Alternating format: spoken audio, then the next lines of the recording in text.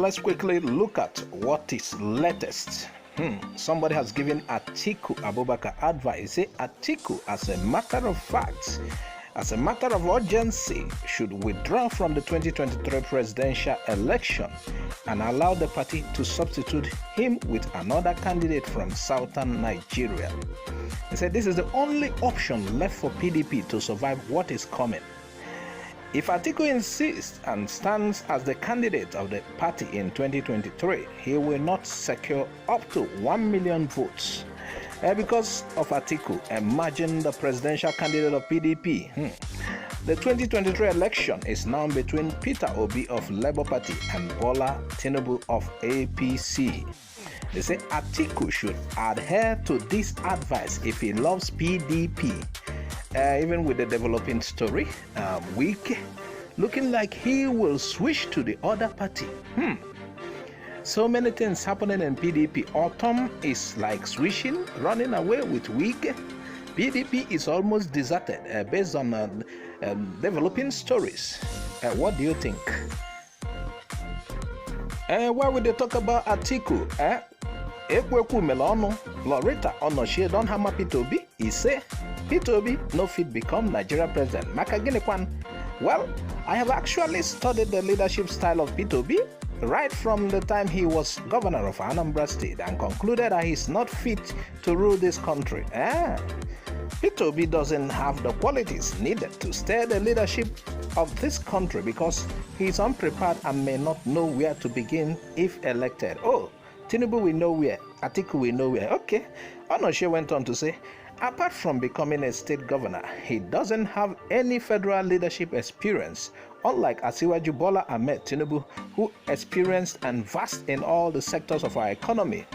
Nigeria doesn't need someone who will be using Chinese figures to deceive himself and his gullible IPOB supporters all over the internet.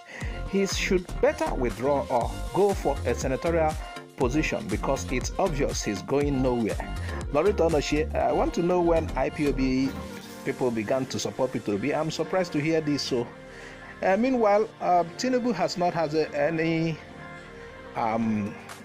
experience as a president too. Tinubu was a former governor and Peter Obi was a former governor. I don't know what you mean. Please, madam, correct yourself. Now let's get to the next story. Well, this report is coming from Darlington Chidera Igbokwe. They say on Thursday, they arrested the heartless man who used hot pressing iron to damage a girl under his care. Her only sin was riding a bicycle meant for his kids. Anyway, they say thanks to the team, police team at the New Owerri Division and King Henry, thanks to Chidiebube Okoma for availing himself of you convey the girl Chikamso and her mother to Owerri and also taking care of them. The man will be further charged to court so that the law will take its course. If you can't take care of someone else's child, let them be. You mustn't have a house help. Can you imagine putting a girl that is your house help because using hot pressing iron on her because she rode your children's bicycle? What wickedness. Anyway, the law will take its full course. And let's get to the next story. Well, Joe Igbokwe said, if not for Tinubu, he, not we, would have been chasing lizard inside Aba. He would have been a native doctor. That applies to him. Anyway, here is a reply. How Tinubu littered Lagos with lizard chasers. This one from Onwasanya FCC Jones. He said, by his own confession, Joe Igbokwe says he has no value, no sense, no talent, and no reasonable skill. And that at most, he would have been so poor and useless that he would be somewhere in Aba or Nnewi pursuing lizards. But because he ran into Tinubu, he was made a multimillionaire with almost no verifiable skill set, apart from talking like unhinged drug addict on social media and on conventional media platform created for demonstration of his madness by Tinubu.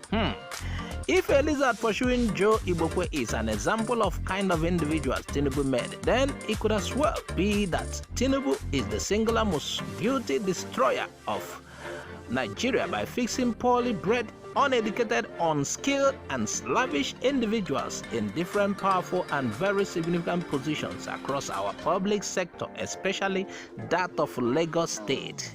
Certainly, if Joe Igbokwe was in Aba or Onitsha, he would have been one insignificant rat hunter because these cities have no place for lazy, unskilled peasants like him. Aba does not elevate dumb, lousy, entitled people to wealth and power. But anyone with some skills who can work hard will not only be wealthy but can buy 1,000 Joe Igbokwe to sing their praises if they were as insecure as a mother, the historical drug baron. Well, that was a reply to Joe Igbokwe. We are rounding up with that one.